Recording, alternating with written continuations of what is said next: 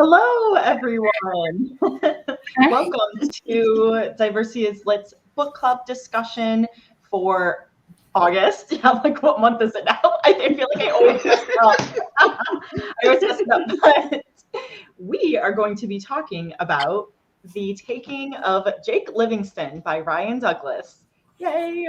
So we will be talking spoilers, just as my disclaimer. But let us know if you're here in the comments or watching the replay. Scribbling Cat is here. Hi, it's been a while. Hello. Good to see you.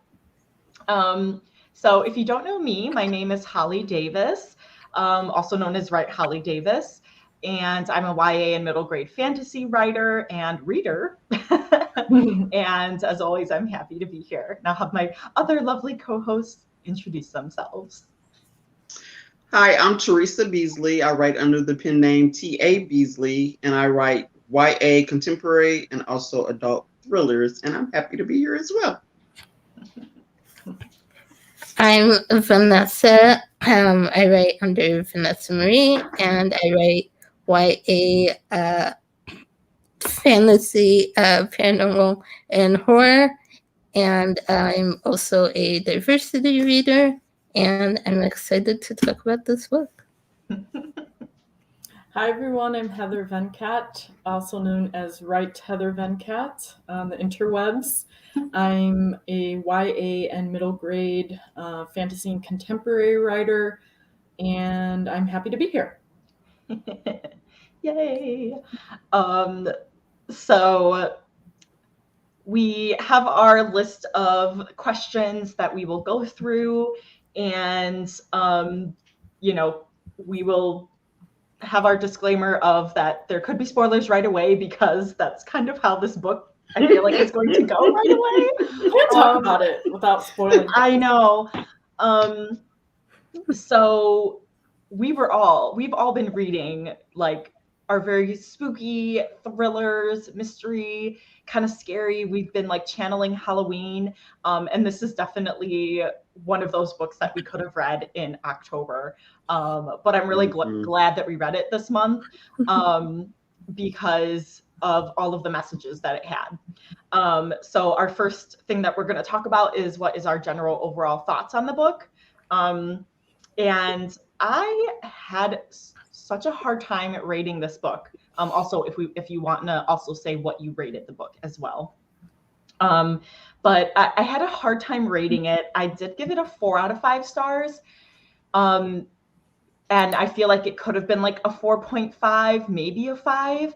But I was so conflicted by like the ending, because like I was expecting it to be just from Jake's point of view, and for then it to switch to Sawyer, and I was like, wait a minute, that's the shooter. And I was like, whoa, this, like, I was not expecting it to be so deep and so intense, with the addition of his point of view, reading his journal entries and getting so deep inside his head that it was like this uncomfortableness, because I knew it was something that people have actually said to themselves and done, like so much of it could have actually happened with the school shootings and the suicide attempts, that I really like felt for Sawyer. And so it made it hard for me, because I was really conflicted, because he wasn't able to be redeemed in the end, but I wanted him to. So that's why I had a hard time rating it. I just want to say trigger warnings. There were no trigger warnings at the beginning of the book, but there are definitely trigger warnings here. Yes, thank you for saying that. And I'm surprised that there wasn't any as well in the beginning of the book. Was there? No. No, I don't think so. No, there wasn't. No. And there probably should have been, because there were a lot of people. So yeah, sorry, trigger warnings on talk of suicide and depression and school shootings. So and abuse. There was a lot. But this book, because of all of that, it gripped me so much, and I was so invested, and it just felt so real that I felt like I was being taken in along with Jake. So that made me really love the book, because of the emotions that it drew from me. and like how like gut-wrenching and like heart-wrenching everything was. So that's my overall thoughts on the book. And whoever else wants to jump in, and if you're watching, feel free to put in your thoughts as well. Oh, and yes, Kat says also, and sexual assault, plenty of trigger warnings. Yes, I forgot about that. Oh my goodness.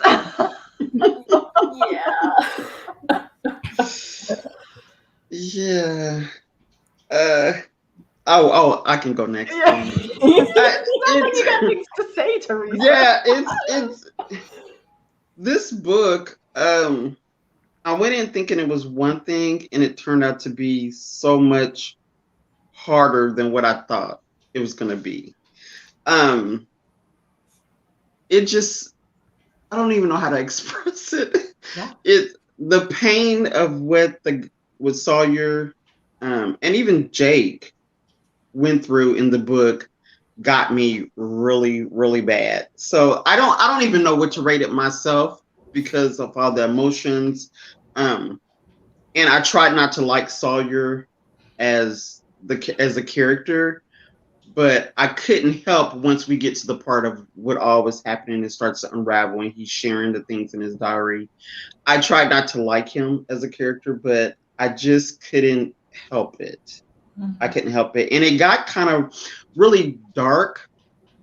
The story did later on. Mm-hmm. So I say I would probably give it a 4 as well. Just for, like you said, Holly, with all the messages that's in it. The trigger warnings did catch me a little bit off guard.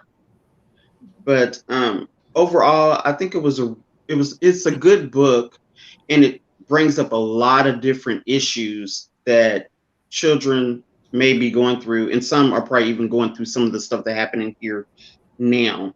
So it was a little harder for me. It was a little darker than what I expected, but I don't know. It just brings out so many different emotions in you when you're reading this book. So, but I'm glad I did read it. Puts a different spin on the definition of dark academia. Yes, and it makes you think about a lot of things. So, but I did not cry. I will say I didn't almost, but I didn't cry. Yeah. I held it in. Yeah. Content warning of roaches. Yeah. Yeah. Well, so I'll say that I really enjoyed this as well. And kind of like you guys, like I really enjoyed the messages that are in here. It does get dark and it's deep, and I really liked what Ryan was doing with the story here. I also gave it a 4 stars, and I think for me the reason, pretty much I think the only reason I gave it a 4 stars was I wanted there to be I wanted him to have touched on more about getting help for the mental issues the boys went through and the traumas they had gone through.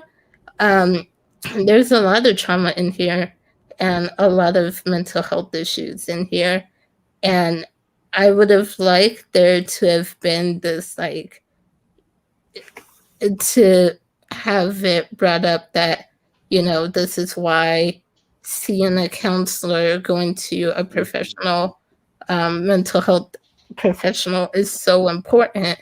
And I felt that part was what was missing for me. So I would have liked that to have been included, but otherwise, I think this did a really good job at the horror. Some of the scenes, the bug scene, oh my gosh. There were a lot of good scenes in here and a lot of great lines in here that can't wait to share when we get to that part. But there's some really good lines in here, and I really like that. I also really liked the sort of budding romance that was going on. It wasn't too much, and it didn't overtake the book.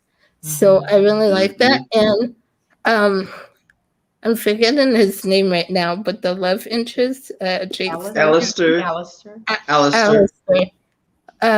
I really liked his character, and I kind of wanted to see him more in the book. I thought he was really funny, and I really liked his character. And I liked that he was, he was brave and just said what he thought and said what was on his mind. And yeah, I really liked his character. So you know what? Yeah, I'm glad you brought that up because I didn't think about that, about how the romance, like you had wanted a little bit more of Alistair, because I've read some like mystery thrillers or horror, and it's like the romance feels completely out of place and unnatural, and it's like, ooh, this is taking away, but it didn't in this book. So I just realized that he did a really good job with that. Yeah, Alistair was very like, he was kind of like a little troublemaker, like, oh, let's skip class, and like very like witty and everything like that, like very like complete opposite of Jake. Kat said she also didn't see how dark this book got, or didn't see coming how dark the book got. Yeah, it's like I should have, Get Out was a comp title, yet Get Out was also a comp title for the other Black girl, but two very different takes on that comp title, which what exactly they were pulling from that comp title. So that's a very interesting thing to kind of see in the writer world too, like, okay, but how is this comped to this? And then reading this from Jake's perspective, I could totally see why he was into Alistair, but the other way around, I wasn't so sure. That's and maybe that's why we needed a little more from Alistair to kind of be able to see that. So that's good. Because Alistair and Fiona just kind of disappeared. After, they just kind of disappeared from the story. And I was like, well, are they going to come back around? Because that's true. They helped him take the journal, but then they just like disappeared. Yeah. Yeah, I had noticed that too. And then like Fiona's mentioned again at the end. And then I was like, oh yeah, her. Yeah. I kind of forgot about him. Well, and that was one of the things not issues, but I just felt like it didn't make sense. Like he would have pulled them in more, I feel like. And they also would have been like, hey, we just sort of risked like a lot to try to help you get this thing. And then they're not really involved. So there was a little bit of disconnect there, which I can segue into. I also, in my notes, I literally put, like Holly, I said, I had a really hard time deciding what to rate this. I found it between how I felt about it. I ended up rating it a 4 out of 5 on Goodreads. And I have a giant paragraph of notes that explains my biggest issue. So just bear with me. And maybe this happened and I just didn't put it together, but I feel like it didn't. So my issue was actually with Jake's arc, which was a major thing for me and made me feel less connected to him than to Sawyer. So I guess so there's two, I don't know if this goes into the character stuff. I don't know. You're fine. Okay? You can segue into that too. I guess there's two different sides. One was like he talks about, oh, I need to be myself. I need to stand up for myself and have more self-esteem. Yet like, it took his mom kind of apologizing to him. And he did mention to her like, oh, you didn't, stop Dad from hitting me. But when like he confronts his mom about it, he just kind of like runs away, which obviously is like part of the arc, but like then he didn't like, it would have been nice to see him like reconfront her instead of her just out of the blue just saying like, oh yeah, I'm really sorry for what had happened. The part at the end where he's like, you got this, it was like the turn of mindset was reflected in him climbing a rock wall, which I felt was not where I wanted to see him be like, I got this. Like I wanted him to say that, like, I mean, he did come out to his friends. And it's not like he has to like shout it from the rooftops. Right. But I wanted to see a little bit more of an obvious, like, hey, I am, like, not that he has to be completely outspoken and completely change his personality, but I didn't really see that connection to him, like, suddenly gaining his self-confidence. And so it was a little, like, just how that played out was a little disappointing to me. Less so than the fact that I really wanted Jake to make more of a connection with how similar he was to Sawyer. Mm-hmm. I felt like he only focused on like getting rid of Sawyer, killing Sawyer, rather than like turning him around, trying to understand and like redeem him in a way, because he read his journal, but I don't think he ever talked to Sawyer about how, like, hey, both of us have had problems with parents. Both of our dads have left us. Both of us are gay. Both of us have anger issues. Like, I understand you and I understand why you're angry, but like, we can't do it this way. Instead, he was just like, I need to kill Sawyer. And I'm like, wait, what?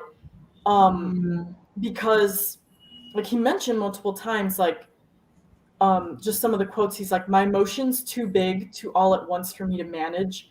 Who knows what I'll do next? What if I fall off the deep end? Open fire on my class. I don't trust myself anymore. But then I didn't really see where he regained his own trust. And he was like, a vein of lightning rips above me, making a crack as it strikes something, a tree or a pole. I wouldn't mind if it struck me next.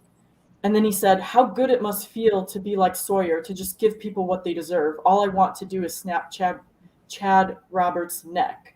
And I was like, nowhere was he like, oh my gosh, like I'm thinking these thoughts where like I also want to, I'd rather, this like lightning strike hit me, where like Sawyer's like, oh, I'm gonna like try to hang myself because I'm going through too much. And then like I never really saw him make the connection like, oh my gosh, I'm thinking just like Sawyer, where I want to hurt these people. And I was waiting for that like crescendo, and then it just never happened. And it was all there, but just that one little piece of glue to stick it all together would have like been the icing on the cake for me. I mean, all of the pieces were there. It just didn't come together in the way that I wanted it to. But that being said, I still enjoyed it. And what I liked about the dual POV, which I was not expecting, was that their voices were so distinct that it was like very obvious who was talking. And at first I was like, oh, when I saw dual POV, I was like, oh man, I should have, gotten the audiobook. And then I thought, well, I know Vanessa listens and reads it at the same time, but I was like, oh, I don't need to, because I was so gripped with just reading it. It was still very like unique. And I could like hear Sawyer talking, like what when I read his chapters. So yeah, gosh, yeah. I feel like you realizing that the pieces were there but not put together. Like I didn't realize, I didn't know what I was missing, and like, but you like figured that. I'm like, oh, that's what it was. Like that's what I wanted, and maybe that would have either given some redemption for me for Sawyer, or if Jake had confronted him and been like, hey, this isn't the way, this isn't how we should do things.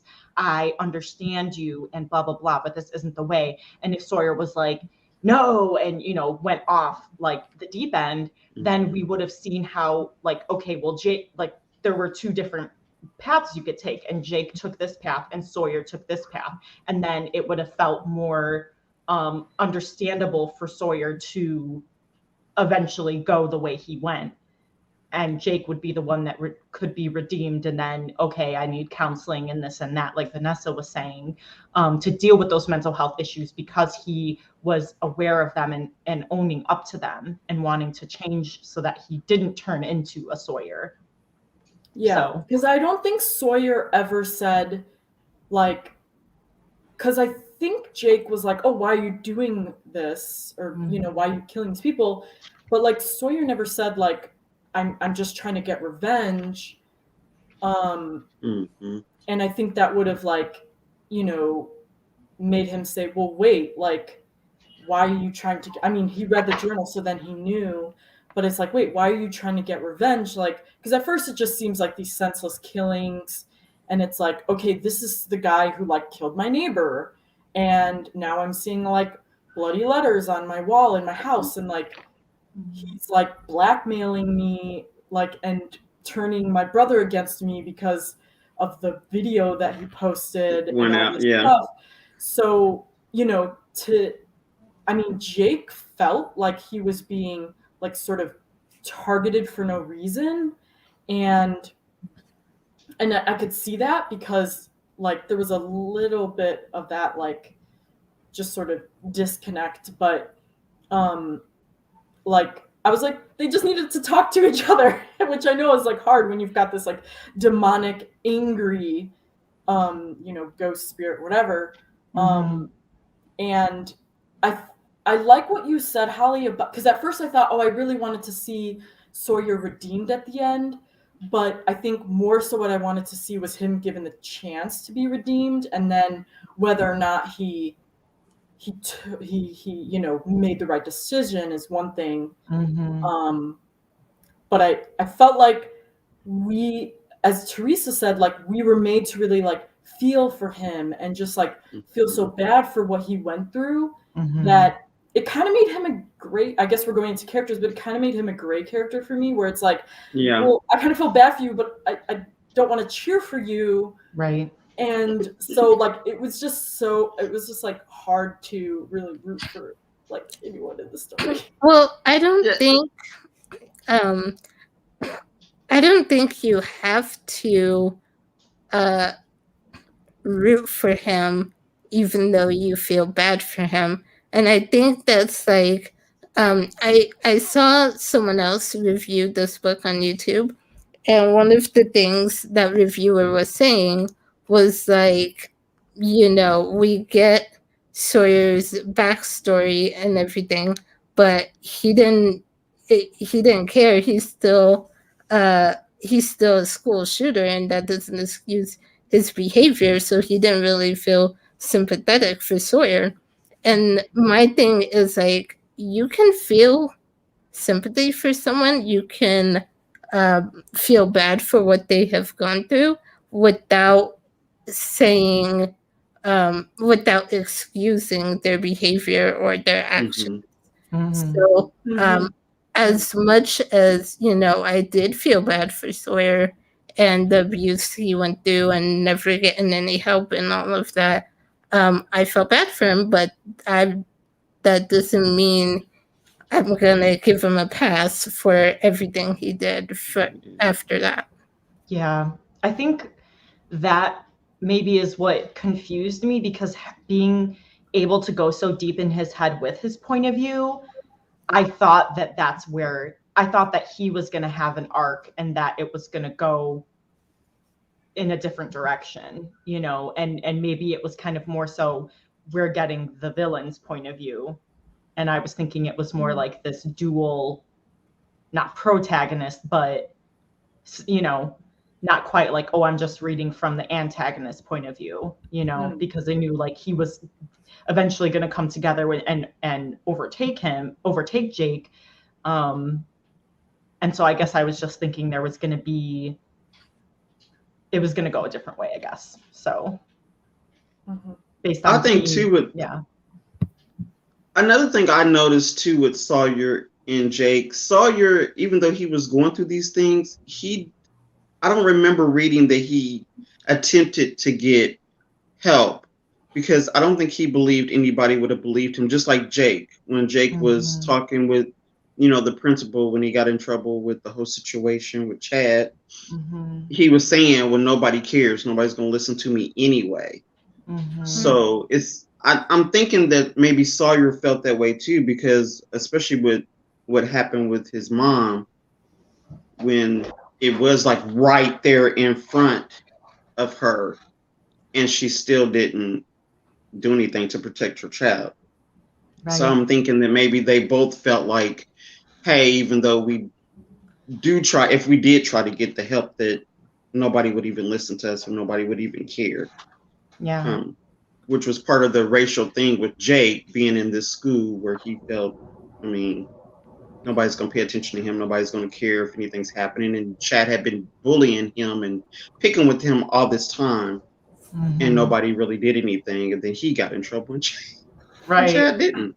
I think he had been seeing that, like, Dr. Scott at the very beginning.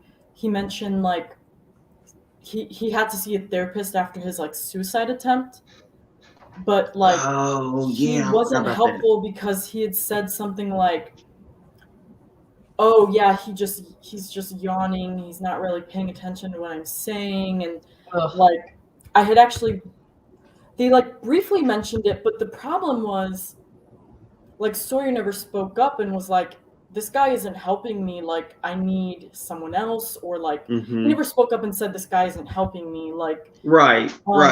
He had said, like, oh, where was it? It's bittersweet, the connection between his paycheck and my wellness. He really doesn't care that I am better, but I have to seem better.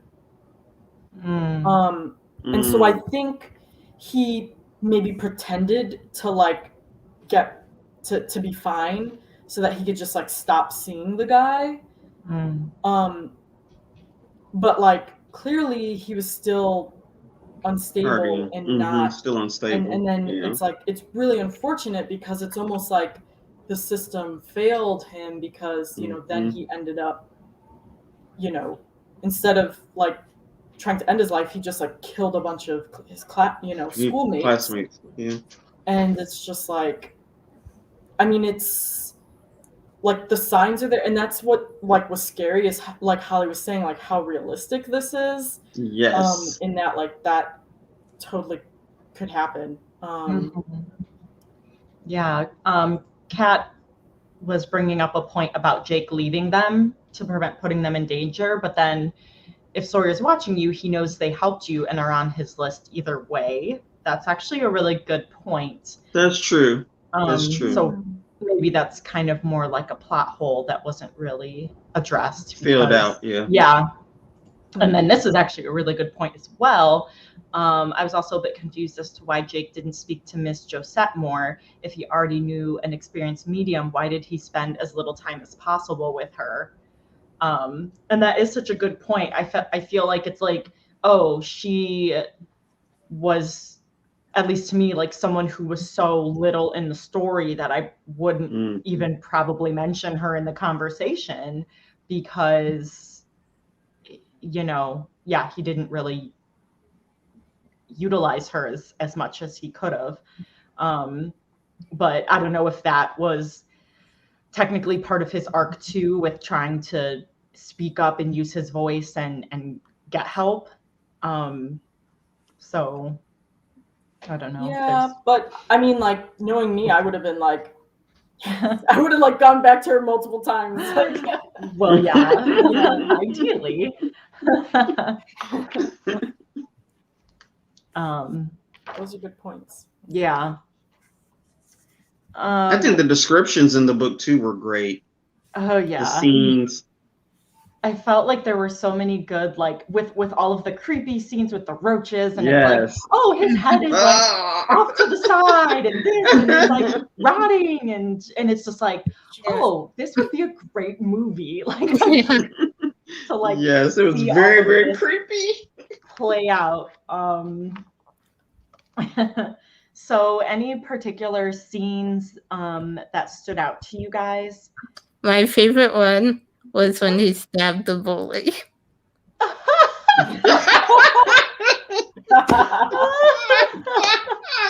Okay, so also the quote from Jake was, "I got rid of a distraction," which was funny. No. Like, That, I don't know, that scene, I was just like, I was just like, you know what, I can't even blame you, Jake. Like, no, I wanted to punch the guy, so I did too. I don't blame you. Yeah. Him and the teacher, Miss Kingston, like they're that like the rich white privilege and like I think this, I don't know if this was the line that made Jake stab him with the pencil, but he was like, "Oh, I think Jake should speak since we're talking about slaves." Yeah. I think that's what pushed him. Yeah. Yeah. I feel like 2 hands. Yeah, I think that's what made it. I appreciate him needing to find his voice, but a murderous ghost is trying to possess me. Seems like a thing you shouldn't solve alone if you have no clue how and put people in danger. That's true. That is very, very true. Cat's just like mic dropping everywhere, so keeping it. I mean, real. he did let Sawyer like take over him. I mean, he didn't even put up a fight. He was like, "Okay, you can take over me." I'm like, aren't you gonna like put up a little bit more of a fight? And I didn't know if that was him trying to gain that confidence. Like, was that part of his arc of being like, I need him to do this and I'm gonna find a way to like overcome him and stop him? Or was it more of a giving up? That's what I couldn't. I can figure that out. Okay. When I read that, I thought it was him trying to let Sawyer in so he can stop him once he's inside. That's what I leaning. Yeah, I was leaning towards that. So. And I think he realized, like, oh, I'm not. I guess I was confused because I thought, oh, he's not. Maybe he just wasn't strong enough.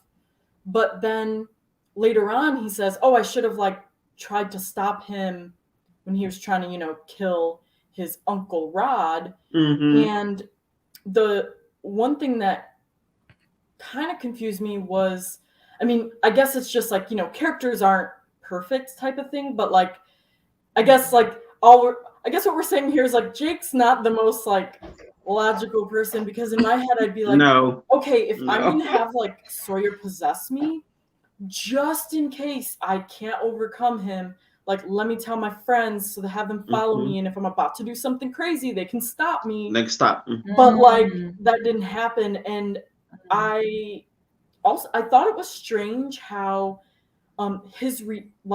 he was feeling, he's like, oh my gosh, I killed a man, and I was like kind of taken aback by that, because I'm like, well, his reaction should have been, he didn't really do it. Maybe, I mean, obviously he kind of felt like he did, but he didn't do it. Sawyer did it. Like, yes, he used his body, but he never said once, like, I know this was like a scumbag dude who really shouldn't have been alive anyways, but like, he should have been in jail, not dead. Like, kind of like, he didn't really like finish it off. I'm like, okay, you're upset that you killed a man, but like, he didn't take it a little bit further.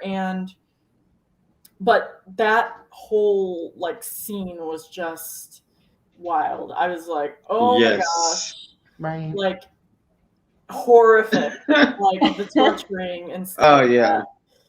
Oof. Yeah, it was dark. Yeah. It got dark. The shooting and the house on fire, and yeah, it was a lot. On a lighter note, Kat loved the scene where Jake comes out to Benji and Benji essentially just goes, "So what's the news here?" We already know. Lois agrees. Hi Lois, welcome. And I forget if it was I think that's when he was talking to Alistair, but he's like, nah, you're pretty gay. It was hilarious. Yeah, that was great. I feel like that was very natural because it all started off with him just being like, oh, I'm like noticing this, you know, guy's like body and his muscles like bulging and stuff. And so it was done in a very natural show versus tell way about his sexuality. And I really liked that. I mean, clearly this is own voices, so it was natural because that's, you know, it was from his own words. So I really like that. I think Jake spent too little time contemplating the murder. I feel like taking a life should weigh on your conscience more, even if it's someone like Rod. Oh, hi, Zuko. The usual cat meow. Yeah, these are really good points, Kat. Yeah. Yeah, that's true. I mean, but he also like he just like stabbed his classmate in the hand without even like blinking an eye. Like most people would just like punch someone, right? Like, you know, Right. Like, I think he was like he was also unstable.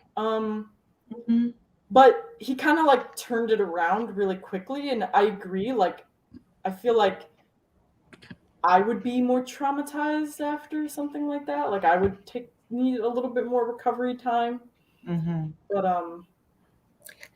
and that's where I say, like going back to what I said, I think the mental health stuff wasn't really delved into. It was touched upon and then kind of moved past. And I'm just like, there's a lot there. There's a lot to unpack there. And I wish they would have, you know, even, I mean, it's a short book. You fly through it. It's less than 300 pages. But even if we don't see it in the story, if we had at the end at least known that Jake was going to start seeing someone and start dealing with these issues, I think would have helped. Yeah, especially because he like changed schools, you know, and so it was like there was kind of this, there was an opening for that to be part of this closing of the book. So because it was like the mom, like Jake's mom apologized to him. He, you know, got together with Alistair. He changed schools. He gained his confidence back. And so, yeah, I really wish that was a thing too. Yeah, and like with the conversation with his mom, I think before he talks to her, he mentions at one point like he used to hear like his dad yelling at his mom too and things like that. So like she was probably also, you know, being hit or abused like verbally or however. But like they kind of like forgave each other, but it would have been nice to hear him say something like, you know, I know you also went through crap with him and like, you know, we need to just move, like, because his mom didn't stop his dad from hitting him, but we never find out why. And it was probably because she also was afraid of his dad. But they never say that. So that would make more sense. Because at first I was like, oh, man, like his mom is really cruddy. And like, but then it's like, okay, well, there was probably a reason behind it. And it would make me, quote unquote, like not like dislike her as much. But I guess I kind of have to just assume that intent behind it versus like her just being like a bad mom. Sawyer's mom, on the other hand. Are we diving into characters now? I mean, how many characters are there? It's like, yep. Like I run out of fingers. Chad, Sawyer's mom, Uncle Rod, Jake's parents, the teacher, the principal, right. Who don't you hate? Yeah, I know it's. I don't Jake, think Alistair, and River. You don't hate River. River, yes, that's right. Or maybe we do. Does anyone not like River? The girl who was kind of, she had been killed by Sawyer in the school shooting, but she was like kind of stuck in between. And then I almost felt in a way that she was, I wasn't sure what her purpose was. Yeah, wasn't she the one in the closet? Yes, well, at the end, she's the one who like pulls Sawyer back, and she's like, "Yeah, I got rid of him for you," as like a thank you, almost for like helping her cross over again. Okay. But like, it did seem a little random. But like, you know, it was nice to see like him helping her, because when we start reading the book, we know that like a lot of times the books start where they don't know they have these powers, and then they discover they have these powers. Well, like Jake already knew he was a medium before the book started, but like I guess it was never really clear like what he did with that. Like he just kind of had to like deal with the like ghosts that he saw, but it was nice to sort of see like, oh, like maybe he could use like his like abilities to help you know, ghosts that are kind of like stuck in between, but you know, it only happened once, so I thought, oh, like maybe he'll use that to, you know, get Sawyer back to the other side fully. But it didn't really do that. Yeah, so that kind of ties a little bit into this about Lois thinking that they could have dove deeper into Jake's mental health and relationships at school, because like then it, you know, maybe then it could have been brought out like, oh, I need to like try to help these people, or I don't know. She's surprised she survived the book. That's really true. Yeah. You know Kat, we missed you. We're glad you're back on here. You always bring up all this stuff that I don't even think about. I'm serious. Well, that's true. Why did he? I mean, we know why he targeted Uncle. Well, I guess that was a question that I just thought of right now. Why was he killing like Mateo and the others, like other students? But he never really went after like his mom or Uncle Rod until like he could fully take over their body. I think he was still afraid of his mom in the sense, because when towards the end, didn't like Sawyer to get rid of, or not Sawyer, Jake, didn't he, like when he was trying to get rid of Sawyer, he showed him a scene with his mom, and I'm trying to remember. It was like he saw a scene with his mom, and it was trying to remember what happened. I know he was killing people who hate gay people like him. So I don't know. Right. And he was killing everyone in the school who, didn't. I did something to him. Right. So maybe he was like, it was this culmination of him killing the people that he could, immediately, that he didn't get to kill from the shooting. And like maybe that was why, he was wanting to take over Jake, because he knew that he was like, he needed to be stronger, and that was the only way he could kill him, was with this body. That's right, because when he killed those other people, he kind of like sucked in their souls. Souls. Yeah. And became strong. Okay, that makes sense. Right. Yeah. Right. And okay, Lois says there's definitely could have been more River, considering her importance at the end. That's very true. Now I was rather unclear on what Jake could actually do and what not, both in our world and the other. Yeah, I think that's a good point. when the whole like the ancestors and the dead world and all of that came in, that kind of confused me a little bit. I felt like that kind of came out of left field, and maybe seemed a little, I don't know, unnecessary. I don't know, either unnecessary or it could have been introduced sooner. Mm-hmm. Probably sooner, because I think the ancestor scene, you know, I think him going and talking with his ancestor. Well, I don't even know if I would say sooner either, because I did like that scene, because it did help him, I think, in the sense where he has that conversation with his grandfather, I think, and his grandfather's like, you think you're the only Black kid who's gay or who's queer or whatever.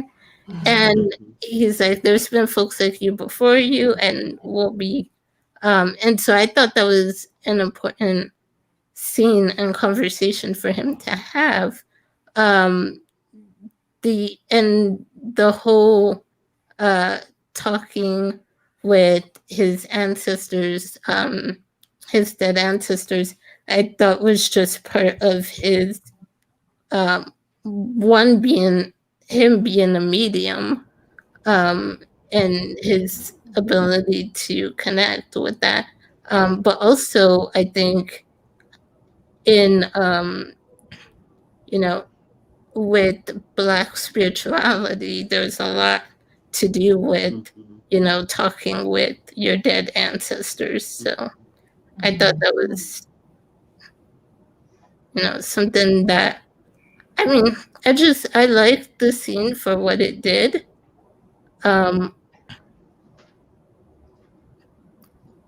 It could have been in there more, I guess I would say. Yeah. Kind of like how you were saying with Miss Josie was underutilized and he could have gone to her more for help. I think probably the same thing with the ancestors. He probably could have reached out more to them for help. Mm-hmm. Yeah, so maybe that's why, like, Lois saying that how his powers work were kind of fuzzy. So like maybe that whole aspect of everything was a little bit, like everything just wasn't clear. Sorry, he's rescuing me from the pets. I was like, they're like, mommy's sitting down and talking to other people.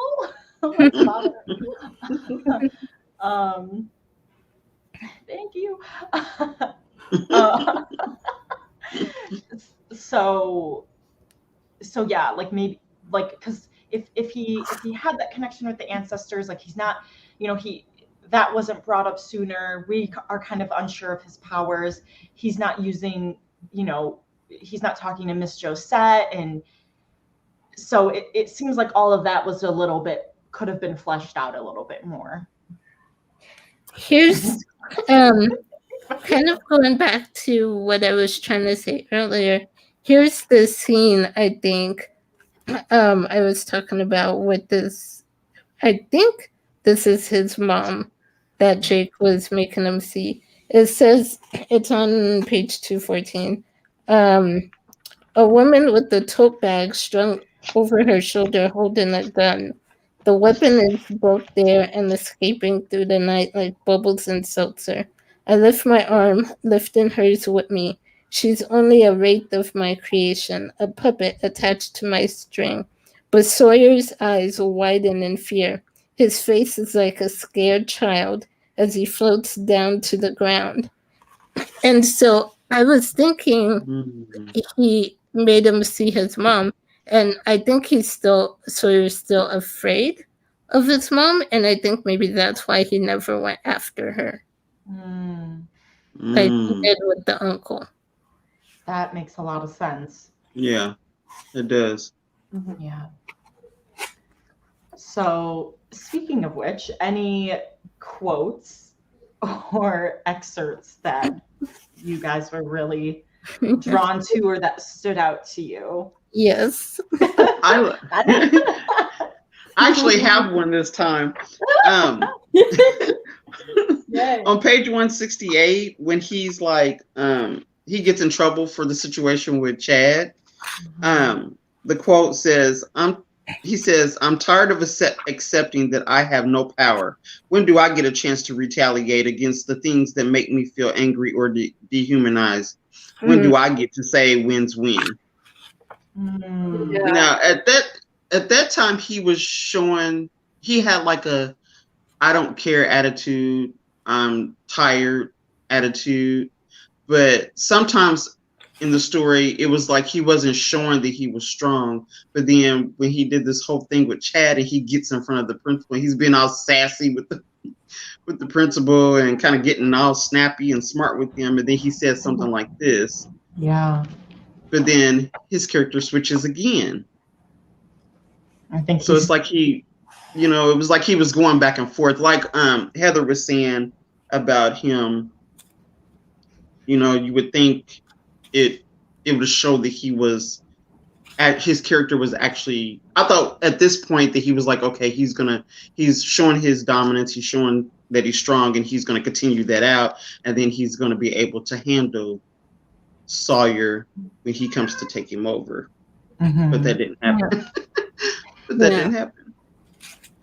Yeah, even on that next page, he says like, but this darkness I've pushed down is building to a climax because I've left it too long to build in silence. I understand why someone would do what Sawyer did in a situation where it was the only choice. No one can touch me, not even the teachers, not even the principal.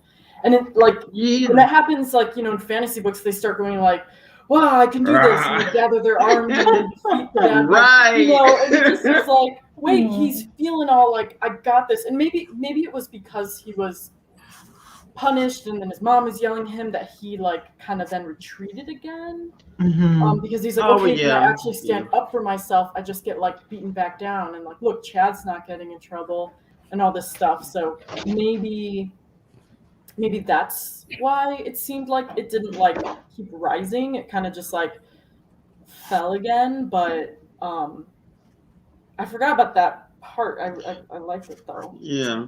Because I was rooting for him then because I was like, oh, he's puffing his chest out now. He's really going to, and then he gets in trouble with his mom. And I'm like, oh, okay. Yeah. I found this, or it was on page 56 and 57 that a little bit earlier on where I really felt like that, Jake, all of this was so believable because it's where his mom's like, she sits at the end of the bed. You good? I give her a lackluster nod. I'm not good, but I never am really, only pretending. And that always makes me think of you're like, oh, how are you? Good. And it's just like, wait, I'm not good, And then the next page, he says, my mom is my only good parent, but I still feel muted around her. Like I'm not the person she's hoping I am. And if I say too much, my cover will be blown. Mostly I feel empty and lost on questions like, you good? I have no reference point to know what good or bad is. I'm only existing. I guess that means I'm good. And that really hit me. I'm like, punch in the gut. So there were such poignant, Ryan did a really good job with evoking those emotions with his prose. So another one with Jake was on page 150 when I think Alistair had came into the picture and he made the comment about if he really does like me and I like him back, that means normal social interaction is just happening in a non-chaotic way in my life. I don't remember becoming worthy of something so nice. And he was kind of debating on how he would tell them that he was gay. But when he does, I like the way Alistair and Fiona handle it. When he does come out to them and say, I think they kind of figured it out, but when he actually comes out to him. They were like, "Oh, okay, cool." Like, finally, you actually said it. They was like, "Fine, you tell us." That was one thing I actually had a question on, like, not him like coming out, or like, you know, actually like coming out to his brother, but it's like when he, after he, it's like right before that scene, he talks to Benji and he's like, I killed him, I finally killed him, and then, you know, Benji says, I believe you, and then he's like, why didn't you believe me earlier? And then Benji said, I don't know, your life doesn't make sense to me, but I guess it doesn't have to make sense for it to be real. Like, what do I look like going around telling people my brother sees dead people? And he said, I know you have to fit in. But I guess, like, when I read that, I was thinking, you know, if he has been a medium his whole life, like, he probably would have told his brother probably should have believed him earlier. Like, I'm sure he told his brother, like, you know, when they were younger. So it seems strange that he, like, finally believed him, like, after he was, like, in this car accident, which, because the car accident, I think, is, like, quote unquote believable, but maybe it was, like, how he, like, burst into the room and then just, like, left the house, and Benji was, like, yelling after him when it was really Sawyer, and he was, maybe that hit him, like, this is not like Jake. Jake doesn't do things like this. Like this. He obviously, like, doesn't know how to drive and all that stuff. So, like, why is he doing this? So then maybe that hit him, like, okay, something weird is going on. Like, and that's why he was like, yeah, I believe you, because, like, you would never do something like this. You didn't even, you know, he's the type of person who doesn't want to skip class, you know, so. Yeah. I at least liked, I'm like, I have to share, like, a better quote, because I'm like, that one was sad of Jake's, but you know, showing his arc. So in the second to last page 234, he says, I'm glad, I think it was about Fiona. I'm glad I came out to her, but I'm still afraid of what happens next. What will Mom think? Can I walk into a room and just say it out loud and not fear what might happen? It still doesn't feel all the way comfortable, but I owe it to myself to stand up to things that scare me, and I'll get there.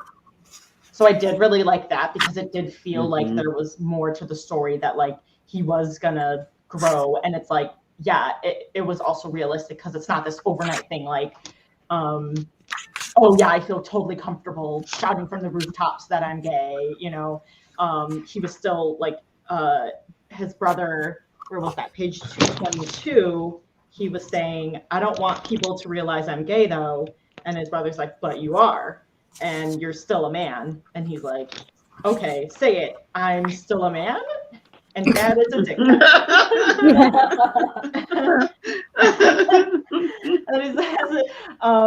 And if anyone has shit to say about you, you just do them like you did Chad and keep it moving. We'll handle the charges later. So, yeah, I like that part too. It was good that that was the good part. Him, because, you know, they were clearly brothers in their relationship with butting heads on things, and, you know, like, so that was good to see. Yeah. Speaking of funny lines, this was another one that made me laugh.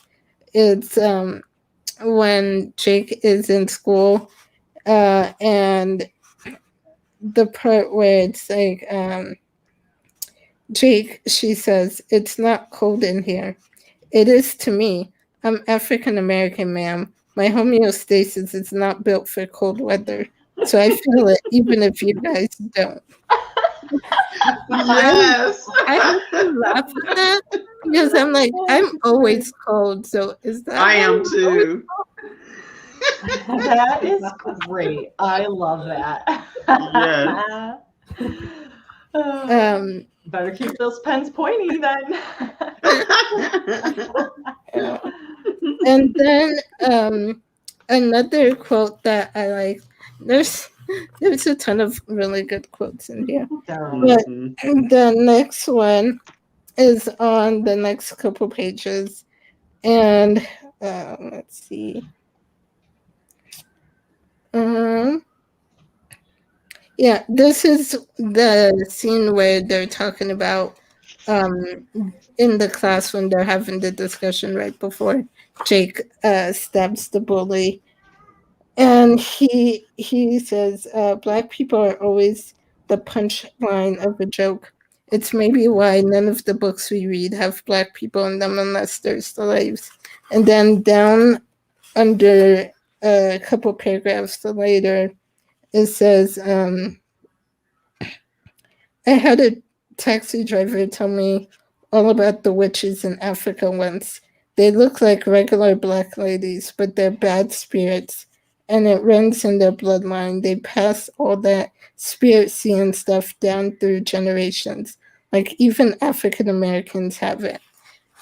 And that line, going back to what we were talking about with the Jake seeing his ancestors in the cemetery and stuff, I highlighted that line because it's like, I feel like a lot of times people demonize African spirituality. And so it's like he said, they look like regular Black ladies, but they're bad spirits. And like, you know, they get called bad spirits or witches, or they're demonized because of a spiritual connection that they have with either nature or the ancestors and all this stuff. So that was something that I highlighted there. And then let's see.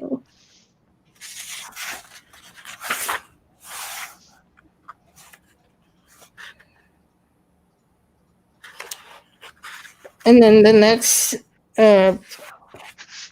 next quote I had on here was this, I think, was when he's talking to the principal on page 169.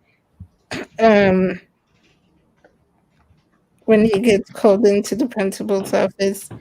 And I think he doesn't say this, he's just thinking this. But it says, it's amazing how many people don't want to look racist and how few care about not actually being it. And I thought that was such a good line, and it points out to, you know, how many people will, it just made me think of how many times people will get defensive, especially if anything related to Black Lives Matter comes up, right? And suddenly you get a bunch of people that are defensive and are like, well, all lives matter, all lives matter. And it's like, you care about looking not racist, but not actually being not racist.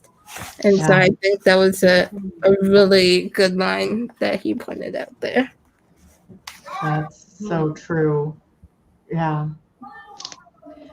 I wonder whether social media as a whole felt attacked by that line. So true.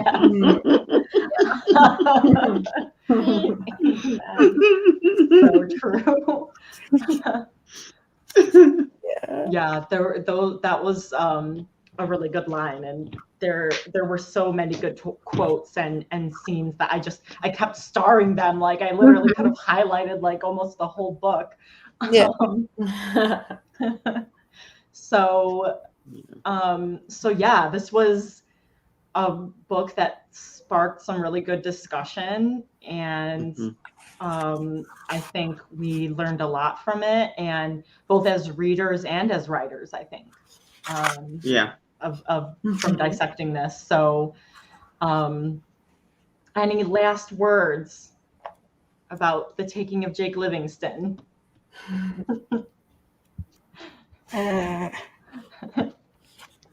Oh, wait.